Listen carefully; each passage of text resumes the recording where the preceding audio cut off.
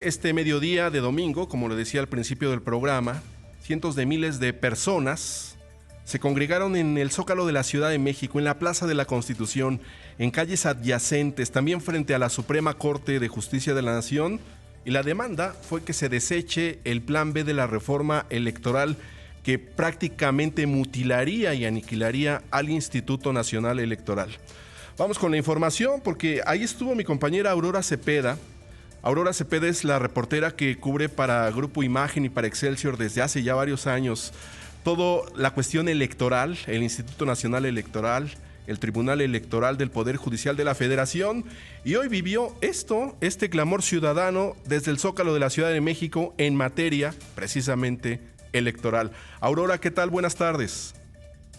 Héctor, gracias. Buenas tardes. Pues cientos de miles de personas llenaron el Zócalo capitalino y las calles aledañas para arropar a la Suprema Corte de Justicia, pero al mismo tiempo exigirle que declare inconstitucional el Plan B de la reforma electoral. Los oradores fueron la periodista Beatriz Pajés y el ministro en retiro José Ramón Cosío. Vamos a escuchar a Beatriz Pajés. Venimos a tocar las puertas de la Corte para que los ministros no permitan la pérdida de la nación, para decirles con respeto, pero con absoluta firmeza: manden al basurero de la historia el Plan B.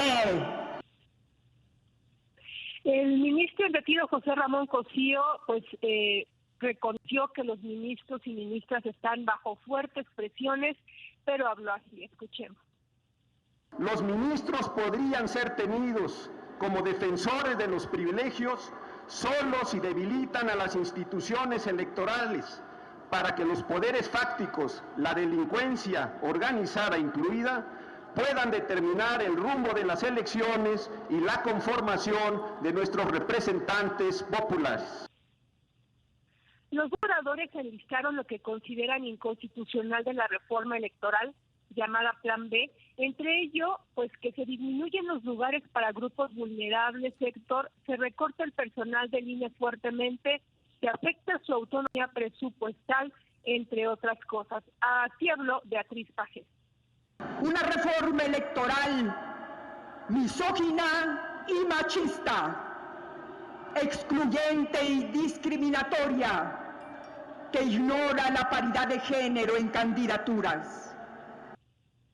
El ministro en retiro dijo a las y los ministros que serían hipócritas si ocultan sus argumentos, si se apartan de sus precedentes o si distorsionan las votaciones en las que participan.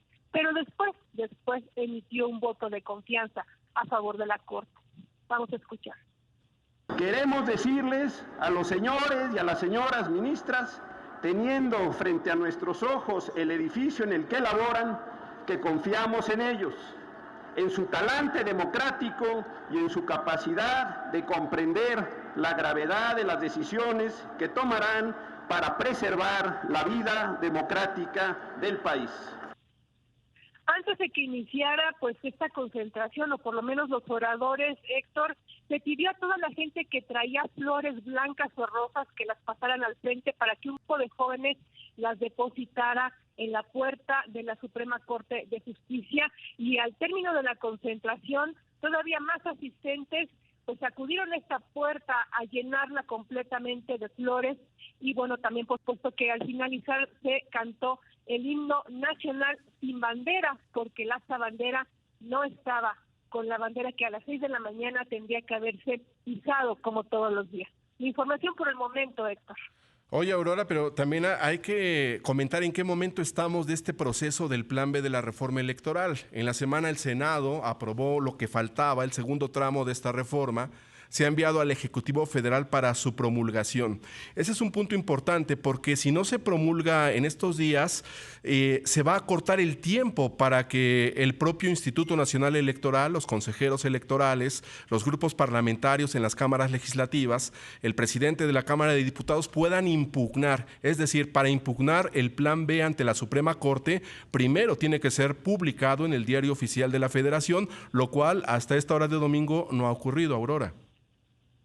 Efectivamente, Héctor, ese es el procedimiento legal que hay que seguir. El presidente de la República, si no me recuerdo, tiene 40 días para promulgar y publicar esto en el diario oficial de la Federación, y hasta ese momento en el que esté publicado, pues tanto el INE como otras instancias podrían convertir ante la Suprema Corte de Justicia estas 4 leyes aprobadas la semana pasada, porque bueno, las 2 que ya fueron aprobadas desde el año pasado ya están controvertidas. Y bueno, pues estamos esperando que los ministros decidan si se suspenden provisionalmente. Ya se suspendieron para Coahuila y Estado de México, pero no así, pues digamos que para todo el resto del país. Así que pues estamos en este proceso legislativo que podría demorarse y acortar, como bien dices, los tiempos, pero hay que recordar que si para el 2 de junio no hay una claridad sobre pues las leyes que van a regir, y estas son suspendidas provisionalmente, pero no de manera definitiva, o que haya un fallo ya de la Suprema Corte, las leyes que van a regir son las anteriores, es decir, las que todavía mantienen al INE como está. Así es, Aurora, pues este día importante, esta movilización ciudadana en el Zócalo de la Ciudad de México. Te agradecemos mucho el reporte, Aurora. Buenas tardes. Buenas tardes, Héctor. Gracias a Aurora Cepeda.